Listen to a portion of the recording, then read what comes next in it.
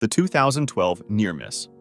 In July 2012, something happened in space that most people on Earth never heard about, and the scary part is that we were just 9 days away from being in a completely different world today. The sun had an incredibly violent outburst. It was a massive cloud of charged particles shot out from its surface at incredible speed. We call this a coronal mass ejection. This particular one, on July 23rd of that year, was not a normal one. Scientists later measured it and found it was one of the most powerful ever recorded, possibly stronger than anything we had seen in over 150 years. Now here is where things get uncomfortable. The cloud missed Earth, but only because our planet had moved past that exact spot in its orbit about 9 days earlier. These 9 days are the only reason life as we know it continued without interruption. What would have happened if it had hit? Scientists who studied the event estimated it could have fried satellites, collapsed power grids across entire continents, and knocked out GPS and internet systems worldwide. The recovery time would have likely been years, if not longer.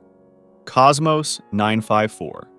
On January 24, 1978, people in northwestern Canada heard a low rumble moving across the sky. Some saw a streak of light, and a few reported feeling uneasy without knowing why. They had no idea what was passing over them, but we do now, and it's much scarier than what they could have imagined. Cosmos 954 had been launched by the Soviet Union in September of 1977. It needed a lot of power, and the solution was a small nuclear reactor on board, fueled by enriched uranium. For a while, everything worked as planned, but then the Soviets lost control of it. By the time it became clear the satellite was going to fall, there was no way to stop it. It re-entered the atmosphere and started breaking down, scattering debris across a massive stretch of Canadian wilderness, covering an area of roughly 124,000 square kilometers. That is an area larger than many countries. A joint American and Canadian operation called Operation Morning Light was launched to find and recover the wreckage. They eventually found around 12 large pieces of debris. Some of those pieces were so radioactive that being near them for too long would have been dangerous to a person's health. But there's something pretty disturbing. The recovered pieces represented only about 1% of the total satellite. The other 99% was either burned up in the atmosphere, sunk to the bottom of lakes, or was simply never found, somewhere out there in the wilderness. The Soviet Union paid Canada a settlement afterward. The mutated space fungi. In the late 1990s, the Russian Mir space station developed a problem that felt straight out of a sci-fi horror movie. Mir had been orbiting Earth since 1986, and over the years it had become home to something unexpected. Cosmonauts and researchers eventually found fungal growth behind wall panels, on equipment, on rubber seals, on cables, and even on the windows. The station, which was built from metal and glass and synthetic materials, was being slowly eaten from the inside. The incredible part was what the space environment had done to these organisms. Fungi on Earth are already remarkably tough. In space, exposed to high radiation, microgravity, and conditions nothing like what they evolved in, these organisms didn't die, they adapted. Studies found that some of the strains collected from Mir had changed in ways that made them more resilient, harder to kill, and in some cases, more aggressive toward the materials they were growing on. There were strains that showed resistance to the cleaning methods used to remove them. For the cosmonauts living inside the station, this raised real health concerns, while for scientists thinking about long-duration space missions in the future, it raised a different one. If microorganisms can change this quickly in space, what else might change given enough time and enough distance from Earth? The Vela Incident.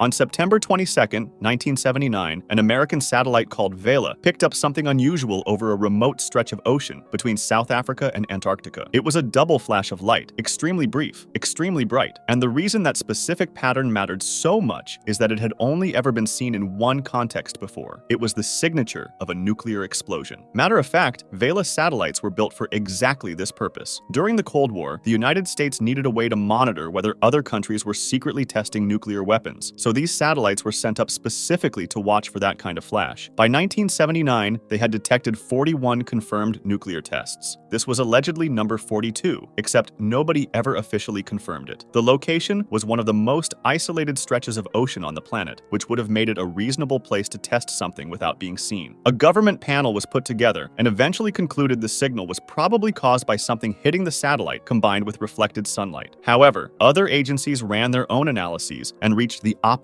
conclusion. Underwater listening systems detected acoustic signals from that region around the same time, consistent with an explosion. Reports later emerged that sheep in parts of Australia showed unusual thyroid irregularities in the weeks that followed, which can be associated with radiation exposure. The 1972 Great Daylight Fireball. Most things that fall toward Earth from space burn up completely before they ever get close to the ground. But on August 10, 1972, something very different happened. Witnesses across the western United States and Canada suddenly noticed a bright object moving fast across the daytime sky. It left a long glowing trail behind it and was visible for nearly 100 seconds. What they were seeing was a large space rock, later estimated to be somewhere between 3 and 14 meters across. Here is the scary part, though. It was what scientists call an Earth grazer. The rock came within about 58 kilometers of the surface, which in space terms is incredibly close, and then it skipped back out into space, never touching the surface. The atmosphere slowed it just enough, and its angle was just right, and it simply left. Scientists calculated that if it had come in at a slightly steeper angle, it would have made contact. An impact of that size would have released energy comparable to a nuclear explosion, and the area below its path was not empty. People were there. Towns were there. And on that particular afternoon, nobody had any warning at all. The supernova of 1054. On the morning of July 4th, 1054, people in different parts of the world looked up and saw something really weird. Two suns. For anyone alive at that moment, with no scientific framework to explain it, it was even weirder. Chinese astronomers and Arab scholars recorded it carefully. In the American Southwest, indigenous communities appear to have marked the event in rock carvings that still exist today, showing a crescent moon next to a radiating point of light, which matches the exact position of the object on that morning. European records, interestingly, are almost entirely silent on it, and historians are still not entirely sure why. What these people were actually seeing was something pretty unique. A massive star roughly 6,500 light-years away had reached the end of its life and collapsed, triggering an explosion so powerful that the light from it crossed that enormous distance and still arrived here bright enough to cast shadows at night. It stayed visible to the naked eye in darkness for nearly 2 years. During the day, for about 3 weeks, it competed with the sun. What was left behind after the explosion is still visible today through telescopes. It is a vast, tangled cloud of expanding gas and dust called the Crab Nebula, and at its center spins a dense, collapsed object rotating about 30 times every single second. The Apollo eyeball flashes. Imagine closing your eyes in a dark room and suddenly seeing flashes of light that are coming out of nowhere. Not from a screen, not from a lamp, not from anything around you. Now imagine that happening while you are floating in space, with no explanation for what you are seeing. That is exactly what Apollo astronauts started reporting. Early mission crews mentioned it quickly, but by the time of Apollo 14 and 15, it was clear this was happening consistently. Astronauts described seeing streaks, spots, and brief flashes, sometimes like a distant star blinking, sometimes like a quick line cutting across their vision. It happened with their eyes open and with their eyes closed. NASA took it seriously enough to design a specific experiment for later missions to study it. What they found was both fascinating and unsettling. The flashes were being caused by cosmic rays, high-energy particles that travel through space at incredible speeds. On Earth, we are largely protected from these particles by our magnetic field and atmosphere, but in deep space, that protection disappears almost entirely. These particles were passing straight through the walls of the spacecraft, straight through the astronauts' skulls, and directly through their eyes and brains. When a particle cuts through the retina, the eye registers it as light, even though no light is actually there. The brain gets a signal it does not know how to interpret, and so it shows you a flash. Every time they saw a flash, it was a literal piece of deep space shrapnel passing through their brains. Phobos 2's disappearance. In 1988, the Soviet Union launched 2 spacecraft toward Mars. The first one was lost a few months after launch due to a simple command error sent from the ground. It was embarrassing, but explainable. What happened to the second one was harder to explain, and in the decades since, it has never been fully resolved. Phobos 2 reached Mars in January 1989 and spent several weeks in orbit, sending back data and images as planned. Everything was working, and scientists on the ground were close to the finish line. Then, on March 27, 1989, contact stopped. The last telemetry received showed the spacecraft had begun rotating unexpectedly, and after that, nothing. Soviet engineers worked to re-establish communication, but could not. The official explanation settled on a malfunction in the onboard computer system, which caused the spacecraft to lose its orientation and break contact. However, there's an extra element that caused theories online to go wild. Among the final images transmitted before contact was lost, there was one that showed what appeared to be a large, elongated shadow falling across the surface of Mars. Researchers who worked on the mission made public statements at the time describing the image as anomalous and unexpected. Later analysis suggested the shape could have been Phobos itself casting a shadow, or possibly an artifact produced during image processing. Both of those explanations are plausible, but neither has been universally accepted by the public. The spacecraft is still out there somewhere. The awakening of V404 Cygni.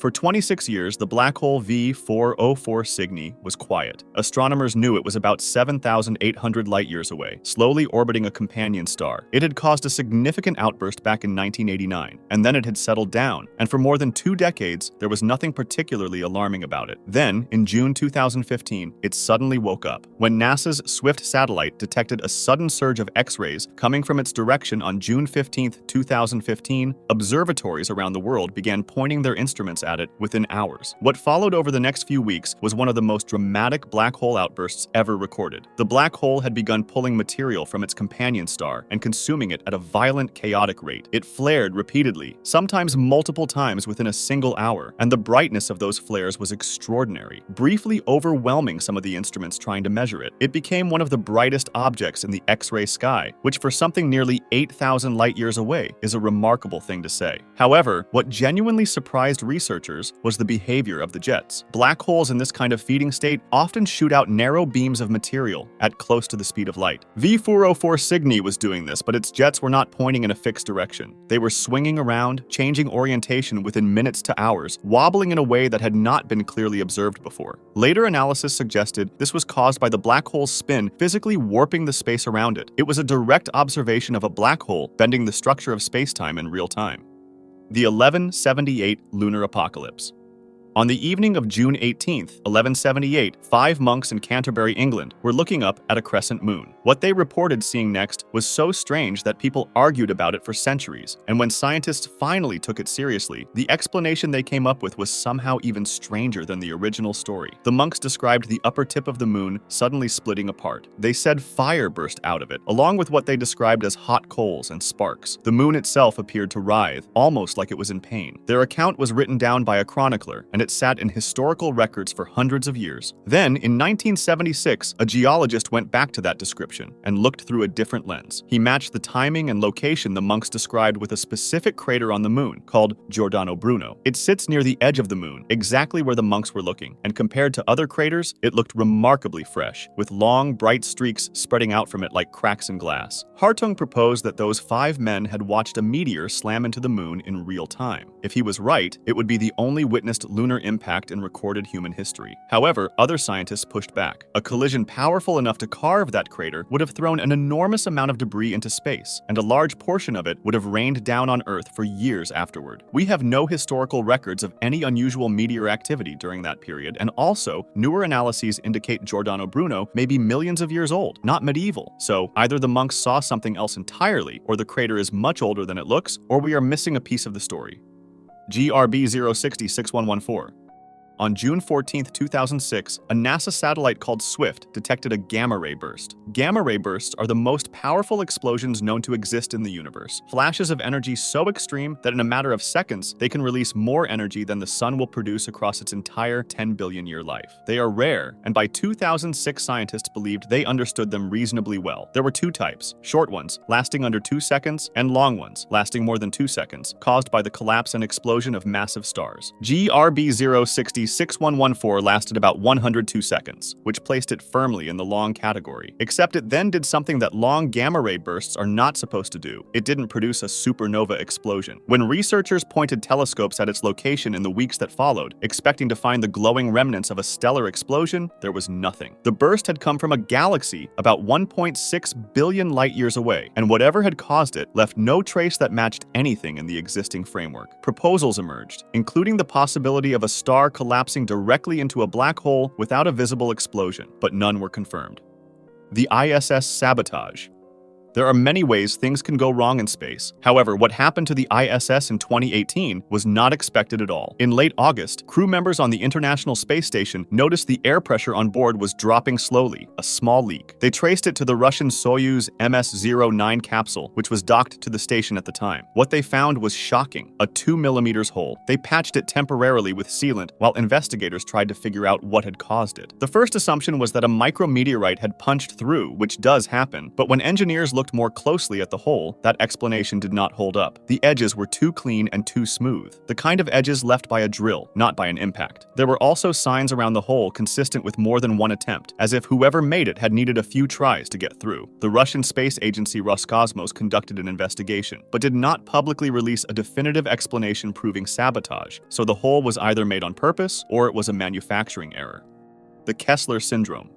This one is something that has been building quietly for decades, and the reason scientists find it so concerning is that by the time most people become aware of it, it may already be too late to stop. In 1978, a NASA scientist named Donald Kessler described a scenario that has since taken his name. The idea is straightforward. As more and more objects are placed in orbit around Earth, the chances of collisions between them increase. When two objects collide at orbital speeds, they do not simply bounce off each other. They shatter into thousands of pieces. Each of those pieces then becomes its own projectile, capable of destroying other satellites and creating thousands more fragments, which then do the same thing. A chain reaction, self-sustaining, with no off switch. The problem is already visible. There are currently hundreds of thousands of pieces of debris circling Earth, ranging from old rocket parts down to fragments smaller than a fingernail, all traveling at roughly 28,000 kilometers per hour. At that speed, even a small fleck of paint can punch through a spacecraft wall. Two specific events added to this problem. In 2007, China destroyed one of its own satellites with a missile during a weapons test. That single event created thousands of new debris pieces that are still up there today. Then, in 2009, two satellites collided accidentally over Siberia and added thousands more. The International Space Station performs evasive maneuvers multiple times per year to avoid debris. What Kessler described was a point of no return, a density threshold where the cascade becomes unstoppable and certain orbital paths around Earth become permanently unusable, potentially for centuries. Every satellite that enables GPS, weather forecasting, and global communications sits in those same paths. If you want to discuss this video or suggest an idea for the next one, join my Discord.